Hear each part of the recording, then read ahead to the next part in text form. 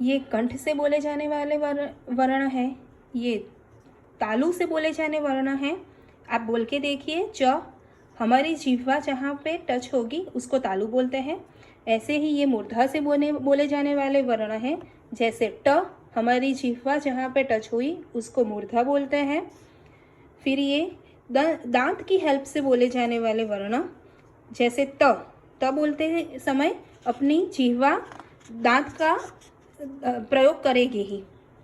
ये होठ से बोले जाने वर्ण है, और ये नाक से बोले जाने वाले वर्ण, जैसे अंग, इसमें हम नाक का प्रयोग करते हैं।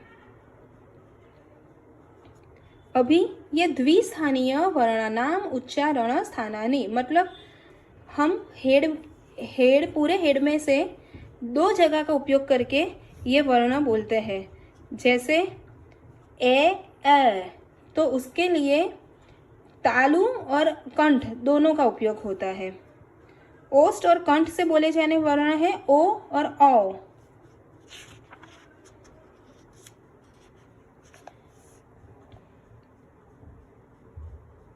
स्वस्थानेन सह नासिक्याः वर्णाः, मूल उच्चारण स्थान के साथ साथ नासिका से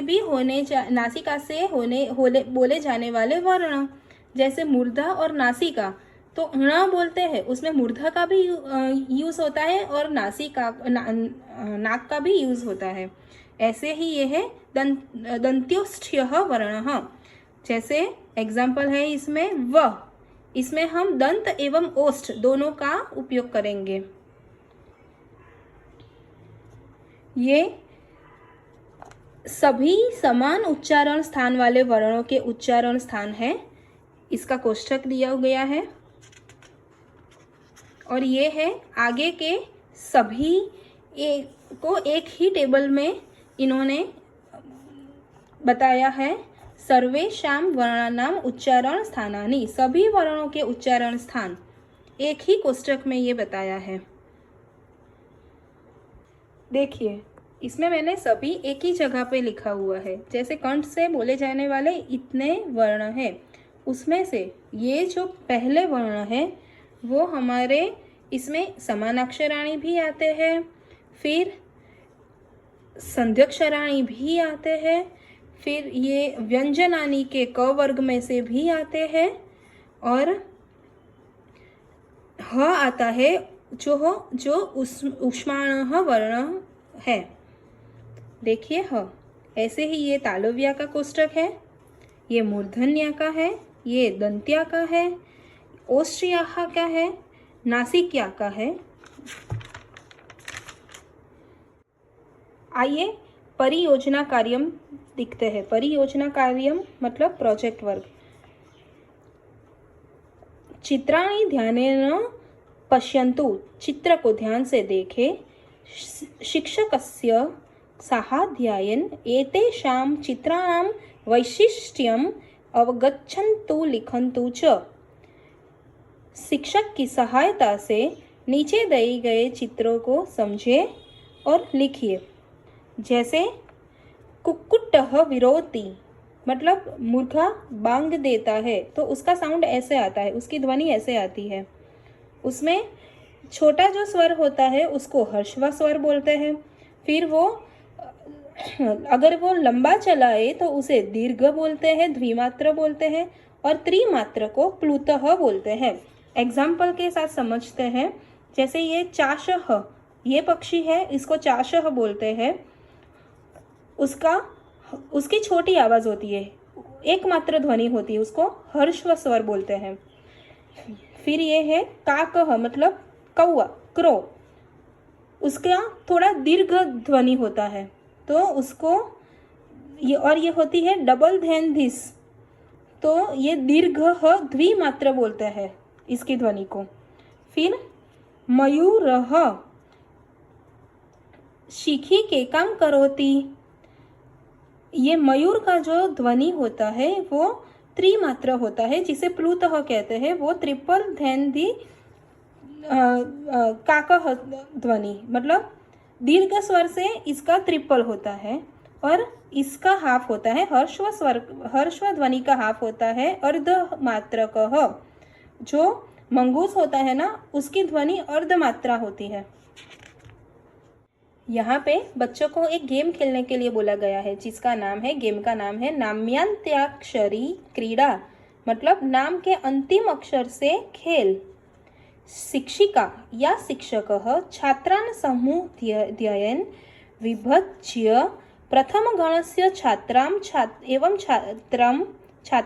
छात्रं स्वनामधेयं वक्तुं निर्दिशति। मतलब शिक्षिका या शिक्षक छात्रा को एक समूह अध्ययन विभज्य, मतलब एक समूह में विभाजन करेगी, जिसमें प्रथम गण के जो भी छात्रा या छात्र होंगे वो खुद का नाम बोलेंगे।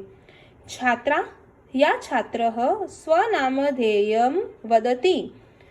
तदनन्तरं तत्पश्चात द्वितीय गणस्य छात्रा या छात्र उत्तिष्ठति। उत्तिष्ठति मतलब खड़ा होगा। उक्तस्य पहले बोले गए नामधेयस्य अंतिमम व्यंजनवर्णं विसर्गातिरिक्तं स्वीकृत्य तेन वर्णेन आरभ्यमानं किंचिद नाम वदति। स्वीकृत्य मतलब टू टेक, मतलब पहले बोले गए नाम में से कोई पहले बोले गए नाम में से उसका जो लास्ट लेटर होगा उसको लेकर स्वीकृत्यम कोई अन्य वर्ण, कोई किंचित वर्णेन आरंभ्यम, कोई अन्य वर्ण से प्रारंभ होता हुआ नाम बोलेंगे। ततः अग्रे उक्तस्य नामधेयस्य अंतिमम व्यंजनवर्णं विसर्गातिरिक्तिं स्वीकृत्यं पुनः प्रथमगणस्य छात्रा या छात्रः उत्थाय तेन वर्णेन आरभ्यमानं किंचिद अन्यद नामधेयं वदति। मतलब उत्थाय मतलब to take, again to take. तो अभी जो दूसरे समूह के छात्रा ने जो नाम बोला है उसमें से अंतिम व्यंजन वर्ण लेकर पहले गण का छात्र या छात्रा वो लेटर से या व्यंजन वर्ण से आरंभ होता हुआ कोई एक और नाम बोलेगा। इसी तरह से इस प्रकारेण क्रमशः क्रीड़ा प्रचलति। इस प्रकार ये गेम चलता रहता है, यह क्रीड़ा चलती रहती है।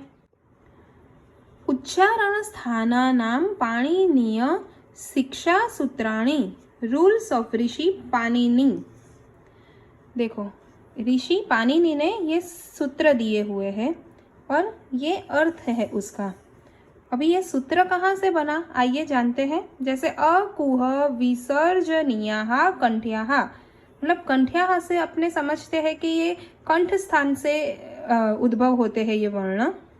तो ये वर्ण होते हैं, हमने आगे देखा था, जो कंठ से उद्भव होते हैं।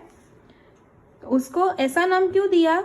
अकुह विसर्जनीया, मतलब मतलब यहाँ से अ लिया, क का कू कर दिया, ये ह से ह बना, विसर्ग है अह, तो उसको विसर्जनीया, ऐसे ये पूरा वर्ण बना। ऐसे ही हम देखते हैं ई चूय शास तालव्याः, तो तालु से बोले जाने वाले वर्ण और वो ये होते हैं। और इसका ऋषि पाणिनि ने क्या सूत्र बनाया? ई से लिया ई, च से बना चू, य से बना य, श को किया शा, और पूरा नाम बनाने के लिए इन्होंने बनाया ईचु य शा स। ऐसे ही ऋतु रसा मूर्धन्याः, तो मूर्ध स्थान से जो उद्भव होते हैं वो वर्ण ये होते हैं। और इनका ऋषि ने बनाया री से री, ट से टू बना, र से र बना, और ये श का शा किया, ऋतु रसा। फिर ये है ऋतुलसा दंत्याः। दंत से उच्चारण होने वाले वर्ण तो ली को लिया ली, त का किया तू, ल से ल और स से सा, ऋतुलसा। उपपद्मानीया ओष्ठ्याः। उ से उ, प से पु, उपपद्मानीयः। एते तो पहले तो हम उपपद्मानीय का मतलब समझते हैं। उपपद्मानीय का मतलब होता है जब प या फ से पहले आधे विसर्ग जैसी ध्वनि आती है तो उसे उपपद्मानीय कहते हैं। तो ऐसे ही पूरा वर्ड बना उपपद्मानीया। अंगंगणनमः स्वस्थान नासिका स्थानाः। वैसे ही ये बना है, ऐसे ही ये बना है। ए कंठ तालव्यो, ए कंठ और तालु दोनों के मेल से बना हुआ वर्ण। ओ कंठोष्ठ्योः, वकारो दन्त्योष्ठ्यः। अनुस्वारयमा नासिक्याः। अनुस्वार अम यमा च एतेषाम उच्चारणम। ये यम का मतलब क्या होता है तो देखते हैं। उपपद्मानीयः यमा च विशिष्टाः अतिरिक्ताः अयोगवाह वर्णाः सन्ति।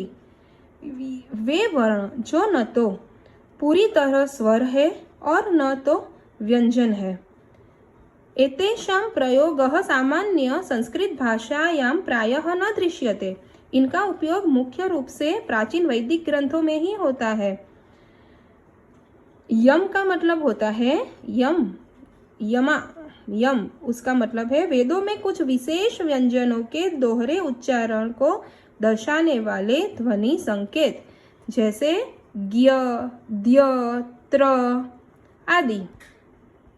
अगर ये पाठ आपको समझ में आया हो और आगे कोई भी ऐसा लेसन पढ़ना हो तो मुझे आप कमेंट कर सकते हैं, मैं उसका वीडियो बना के रख दूंगी। Bye, thank you for watching.